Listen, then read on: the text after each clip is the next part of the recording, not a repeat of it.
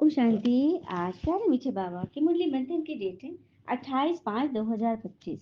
बाबा कहते हैं, मीठे बच्चे, अभी ड्रामा का चक्र पूरा होता है। तुम्हें छीरखंड बनकर नई दुनिया में आना है।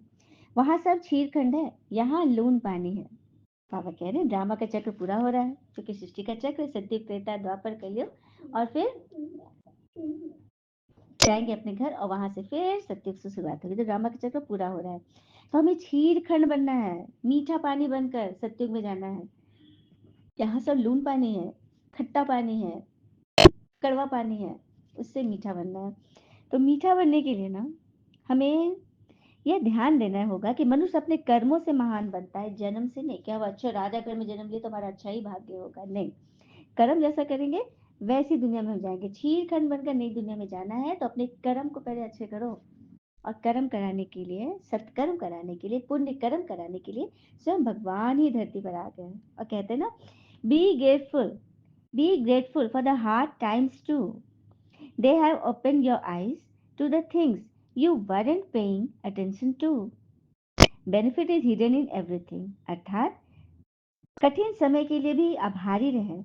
उन्होंने आपकी आंखें उन चीजों के लिए खोल दी हैं जिन पर आप ध्यान नहीं दे रहे हो। सब बात में कल्याण छिपा है। ठीक है, तो इस पर भरोसा रखें और मुरली को मिस न करें। मुरली पे चलते रहे, जो बाबा ने कहा, आंख मूंद कर चलते रहे। प्रश्न, तुम त्रिनेत्री बच्चे किस नॉलेज को जानकर त्रिकालदर्शी बन गए हो? उत्तर, तुम्हें भी सारे वर्ल्ड की हिस्ट्री ज्योग्राफी की नॉलेज मिली है। सतयुग से लेकर कलयुग अंत तक की हिस्ट्री ज्योग्राफी तुम जानते हो ना? जान गए ना, मूल वतन, सूक्ष्म वतन, स्थूल वतन, हाँ, तीनों लोग, तीनों काल। तुम्हें ज्ञान का तीसरा नेत्र मिला है कि आत्मा एक शरीर छोड़ दूसरा लेती है। संस्कार आत्मा में है। बाबा कहते हैं, बच्चे, नाम रूप से न्यारा बनो, अपने को आत्मा अशरीरी समझो। क्या कह रहे हैं बाबा? हाँ बच्चे, नाम रूप से न्यारा बनो, शरीर भान से ऊपर उठो, अपने को आत्मा समझो। क्योंकि परमात्मा क्यों बोलता है आत्मा समझो? क्योंकि आत्मा की बात ही परमात्मा सुनेंगे। देह के पिता नहीं है वो, तो देह से तो वो सुन ही नहीं पाएंगे। आत्मा की पुकार वो सुनते हैं। ठीक है, मन की पुकार, मन बुद्धि जब क्लीन होगी तभी वो पुकार कर भी पाएगी। विकारी होकर पुकार नहीं कर सकती, बोझ भरकर तो पुकार ही नहीं कर सकती। जब हल्की होगी ना आत्मा, तभी परमात्मा को पुकारेगी। इसीलिए बाबा बार बार कहते हैं कि अपने को आत्मा समझकर मुझे याद करो। अब समझ गए रहस्य? गीत है, धीरज धर मनवा, तेरे सुख के दिन आए क्या है। सुंदर सा गीत सुन लेते। ऐ दिल मेरे, तू धीरज धर, अब वक्त सुनहरा आएगा, गम की ये रात खत्म होगी, सुख भरा सवेरा आएगा। ऐ दिल मेरे, तू धीरज धर। सुना? दिल को कहना है धीरज धर, सुख भरा सवेरा आएगा। और आएगा ही नहीं, वो तो आ गया है। ओम शांति। कल कल बच्चों को कहा जाता है, बच्चे जानते हैं, दिल होते ही जल्दी सत्युग आ जाए तो दुख से छूटे। दुख से छुड़ाने के लिए भगवान आप पहुंचे हैं। अभी हम छीरखंड हो रहे हैं। लून पानी थे, हाँ, मीठा काला खट्टा अपने आप को बना के रखे थे, हाँ। अब हम छीरखंड बने, मीठा पानी। ठीक है, आपस में लड़ झगड़ कर खत्म हो रहे थे, तैयारियां कर रहे थे, लेकिन बाबा आ गए और हमें बचा लिए। हम बाबा को बुलाते भी, हे पतित पावन आओ, आकर नई दुनिया स्थापन करो। नई दुनिया में जरूर सुख होता है। अब बच्चे छोटे अथवा बड़े सब जान गए कि अभी घर चलना है। सब जान गए हो ना? अभी नाटक पूरा होता है, हम फिर से सत्युग में जाएंगे, फिर 84 जन्मों का चक्र लगाएंगे। स्व आत्मा को दर्शन होता है सृष्टि चक्र का। अर्थात आत्मा को ज्ञान का तीसरा नेत्र मिला है, उसको कहा ही जाता है त्रिनेत्री। अभी तुम त्रिनेत्री हो और सभी मनुष्यों को यह स्थूल नेत्र है। दुनिया में चमड़े के नयन है, हमारे पास वो नयन तो है ही, साथ में ज्ञान के नयन भी है, क्योंकि स्वयं भगवान हमें बता रहे हैं। तो बाबा कहते हैं, नाम रूप से न्यारा बनो, अपने को अशरीर समझो, देह नहीं समझो। यह भी जानते हो, हम आधा कल से परमात्मा को याद करते आए हैं। इसमें जब जास्ती दुख होता है तब जास्ती याद करते हैं। अभी कितना दुख है, आगे इतना दुख नहीं था। जब से बाहर वाले आए हैं तब से ये राजाई लोग भी आपस में लड़े हैं, जुदा जुदा हुए हैं। बाहर के लोग आ गए ना, मुगल आ गए, मंगोल आ गए, जितने भी आ गए, फॉरेनर्स आ गए, वो लोग आकर ना हमें आपस में लड़ा और राज किया। लेकिन सतयुग में तो एक ही राज्य था। अभी हम सतयुग से लेकर कलयुग अंत तक हिस्ट्री ज्योग्राफी सब समझ रहे हैं। सतयुग त्रेता में एक ही राज्य था। हाँ, ऐसे ही डिनेस्टी कोई की होती नहीं। डिनेस्टी किसकी होती है? क्रिश्चियन में भी देखो फूट है। वहां तो सारा विश्व एक के हाथ में रहता है सतयुग में। यहाँ देखो, कहीं कोई धर्म है, कहीं कोई धर्म है, कहाँ ना कहाँ, हाँ, अलग अलग सब बटे हुए। तो बाबा कहते हैं भगवान को कहा ही जाता है नॉलेजफुल। अगर वो प्रेरणा से कार्य करते तो शिष्य चक्र का ज्ञान कैसे दे सकते थे? मुख से बार बार बोल रहे, हर दिन बोल रहे, समझा रहे, तब तो ये हाल है। 89 वर्ष हो गए बाबा को आए। इसलिए बाबा समझाते हैं बच्चे, प्रेरणा की तो कोई बात ही नहीं है, बाबा को तो आना पड़ता है। बाबा कहते हैं बच्चे, मेरे में सृष्टि चक्र का ज्ञान है, मेरे को यह पाठ मिला हुआ है, इसलिए मुझे ही ज्ञान सागर नॉलेजफुल कहते हैं। और मुझसे नॉलेज लेकर तुम बच्चे भी मास्टर ज्ञान सागर बन रहे हो। अब तुम बच्चों को कितनी खुशी होनी चाहिए कि तुम भगवान के सम्मुख बैठे हो। यहाँ डायरेक्ट भाषण आती है, मधुबन की बात बाबा कह रहे हैं। बाबा हमको पढ़ाते हैं, इनको ही मेला कहा जाता है। सेंटर में भी तुम जाते हो मुरली सुने, लेकिन आत्मा परमात्मा का मेला नहीं, वहाँ तो भाई बहनों का मेला है, बहन बहनों का मेला है। आत्मा परमात्मा का मेला तो यहाँ मधुबन में लगता है। ये ये भी तुम जानते हो, कभी मेला लगा हुआ है, बाबा आया ना सुनाने के लिए। बाबा बच्चों के बीच में आ गए हैं, आत्माएं सब यहाँ है। आत्माएं याद करती है कि बाबा हमारे आए। ये सबसे अच्छा मेला है, बाबा आकर सब आत्माओं को रावण राज से छुड़ा देते हैं। हम्म। तो ये मेला अच्छा हुआ ना। हम्म। मेला अच्छा है ना। बाबा हमें ना सही गलत की परख बता देते हैं, अपने आप को ना हीरे के जैसा चमकना सिखा देते हैं, कौड़ी जैसे जीवन से हीरे जैसा बना देते हैं। आइए एक कथा सुनते हैं। एक राजा का दरबार लगा हुआ था।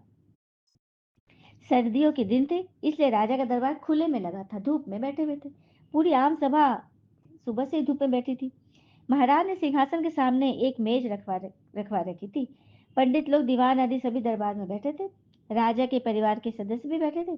उसी समय एक व्यक्ति आया और राजा के से दरबार में मिलने की आज्ञा मांगी। प्रवेश मिल गया तो उसने कहा, मेरे पास दो वस्तुएं हैं, बिल्कुल एक जैसी है, लेकिन एक नकली और एक असली है। मैं हर राज्य के राजा के पास जाता हूँ और उन्हें परखने का आग्रह करता हूँ, लेकिन कोई परख नहीं पाता, सब हार जाते हैं, और मैं विजेता बनकर घूम रहा हूँ। अब आपके नगर में आया हूँ। राजा ने उसे दोनों वस्तुओं को पेश करने का आदेश दिया। उसने दोनों वस्तुएं टेबल पर रख दी। बिल्कुल समान आकार का, समान रूप रंग, समान प्रकाश, सब कुछ नक्सिक समान। राजा ने कहा, ये दोनों वस्तुएं एक हैं? तो उस व्यक्ति ने कहा, हाँ, दिखाई तो एक से देती, लेकिन एक असली है, एक नकली है। इसमें से कीमती एक बहुत कीमती हीरा है और एक है कांच का टुकड़ा। राजा को बड़ा आश्चर्य लगा, अरे वाह, दोनों बिल्कुल सेम जैसे दिख रहे। तो राजा तो परख नहीं पाया। तो अगर परख खरी निकली तो मैं हार जाऊंगा। आप किसी को भी अपने नगर में बोल दो कि वो आके परख ले, तो मैं हार जाऊंगा, और ये हीरा आपको तिजोरी में आपके जमा करवा दूंगा। और कोई न पहचान पाए तो इस हीरे की जो कीमत है, उसकी धनराशि, उतनी धनराशि आपको मुझे देनी होगी। इस प्रकार मैं कई राज्यों से जीतता आया हूँ। राजा ने कई बार उन दोनों वस्तुओं को गौर से देखा, परखने की कोशिश की, लेकिन अंत में हार मानते हुए कहा, मैं तो नहीं परख सकूंगा। दीवान बोले, हम भी हिम्मत नहीं कर सकते। सब हार गए, कोई हिम्मत नहीं जुटा पाया। कोई व्यक्ति नहीं पहुंचा। आखिरकार पीछे थोड़ी हलचल हुई। एक अंधा आदमी हाथ में लाठी लेकर उठा। उसने कहा, मुझे महाराज के पास ले चलो, मैंने सब बातें सुनी है और यह भी सुना है कि कोई परख नहीं पा रहा है, एक अवसर मुझे भी दो।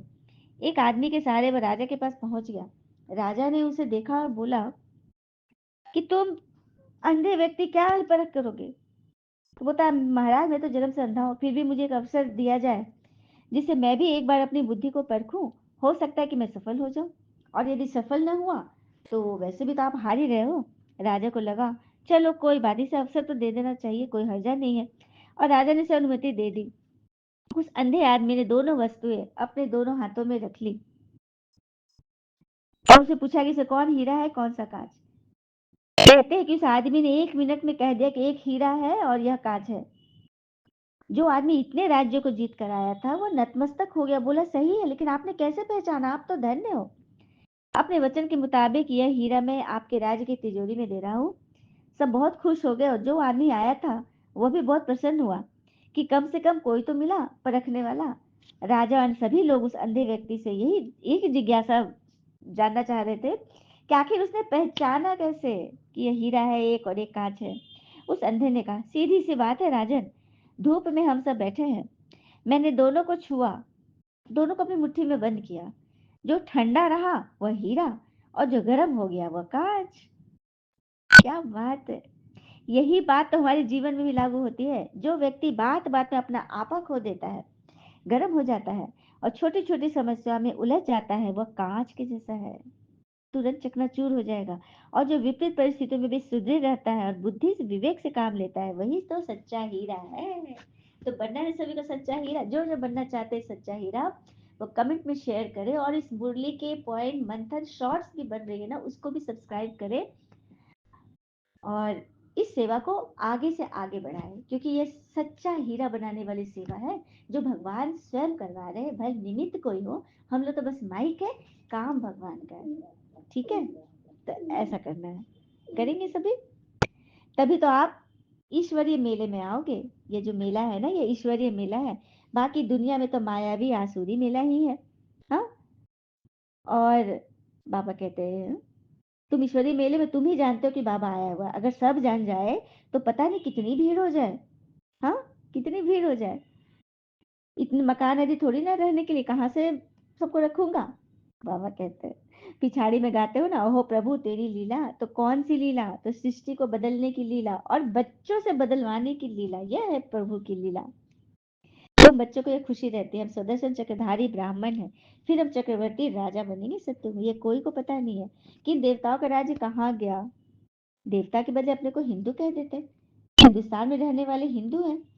हाँ, धर्म का नाम ही हिंदू कह दिया। तो बाबा इसी बात को क्लियर करते हैं। तो अब ईश्वरीय बच्चे हो, फिर दैवी बच्चे, फिर क्षत्रिय बनेंगे, द्वापर में फिर क्षत्रिय बनेंगे। तुम बच्चे बाप दादा से भी लकी हो। देखो जगदम्बा का कितना मेला लगता है, ब्रह्मा का इतना नहीं लगता। ब्रह्मा को तो एक ही जगह बिठा दिया है, कौन सी जगह में? पुष्कर में, है ना। देवियों के मंदिर बहुत है, लेकिन इनकी बस एक, क्योंकि मनुष्य रूप में है ना लेखराज दादा, उनका एक ही मंदिर है। तुम भारत की कितनी सेवा करते हो, पूजा भी तुम्हारी जा, तुम जितना सेवा करो उतनी जाएगी तुम्हारी द्वापर से पूजा होगी। मैं तुम्हारी कितनी महिमा बढ़ाता हूँ, स्वयं भगवान बढ़ा रहे हैं। भारत माता की जय हो। भारत माता तो तुम ही हो, धरनी नहीं।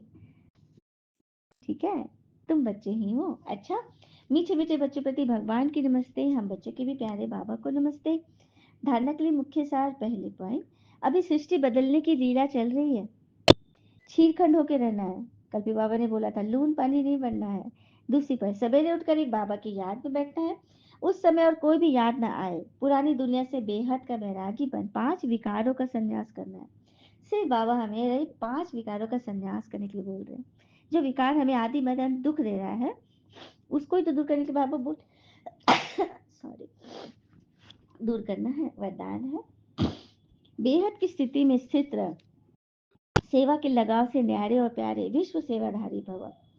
बेहद की स्थिति में स्थित रह, सेवा के लगाव से न्यारे और प्यारे विश्व सेवाधारी बनते हैं। विस्तार है, विश्व सेवाधारी अर्थात बेहद की स्थिति में स्थित रहने वाले ऐसा सेवाधारी, सेवा करते हुए न्यारे पे, न्यारे प्यारे अर्थात उनको अपने नाम मान शान का जरा भी भान ना हो, कि कोई मुझे समझे, कोई तो मुझे जाने, कोई तो मुझे माने, कोई तो मुझे अच्छा समझे, योग्य समझे, मैं कितना काबिल हूँ। ये सोचना ही पाप है, ये सोचना ही विकार को जन्म देगा। और कहते हैं मनुष्य अपने कर्मों से महान बनता है, अपने आडंबरों से नहीं। और महान वो नहीं जो वक्त के हिसाब से खुद को बदले, महान वह है जो खुद के हिसाब से वक्त को बदल ले। ठीक है, यही बदलाने के लिए तो भगवान आए हैं, लेकिन ऐसे बच्चे को न्यारे और प्यारे विश्व सेवा में लगना होगा, तभी तो भगवान हमारे साथ साथ चलेंगे, वक्त हमारे साथ साथ चलेगा। स्लोगन, व्यर्थ संकल्पों को एक सेकंड में स्टॉप करने की रिहर्सल करो तो शक्तिशाली बन जाएंगे। व्यर्थ संकल्प आ रहे हैं, इसका उसका आ रहे हैं, फलना ऐसे फलना वैसे, एक सेकंड में स्टॉप करो। कई आत्मा ना फंस रही है, कहीं कहीं उलझ रही है, सेकंड में स्टॉप करो, बाबा को शेयर करो, आगे बढ़ जाओ। इसकी रिहर्सल करो, प्रैक्टिस करो, तभी तो शक्तिशाली बनेंगे। हाँ, अब व्यक्तिशाल है, आप सबकी पहली प्रवृत्ति है अपनी देह की प्रवृत्ति, फिर देह के संबंध की प्रवृत्ति। तो पहली प्रवृत्ति देह की, हर कर्मेंद्रिय को पवित्र बनाना। देह की प्रवृत्ति क्या है? अपने कर्मेंद्रिय को पवित्र बनाना। हम्म, तो अपने आप से पूछो, अपने शरीर रूपी घर को अर्थात संकल्पों को, बुद्धि को, नयनों को, मुख को पवित्र बनाया है। ऐसे पवित्र आत्माएं ही तो महान बनती है, माननीय और पूजनीय बनती है। अच्छा, ओम शांति। शुक्र नीचे बाबा। ओ बाबा के प्यारे प्यारे बच्चे, आप सबका जीवन सदैव सुख शांति समृद्धि सफलता संतुष्टता से भरपूर रहे और भरपूर करे। ओम शांति। शुक्रिया बाबा, शुक्रिया।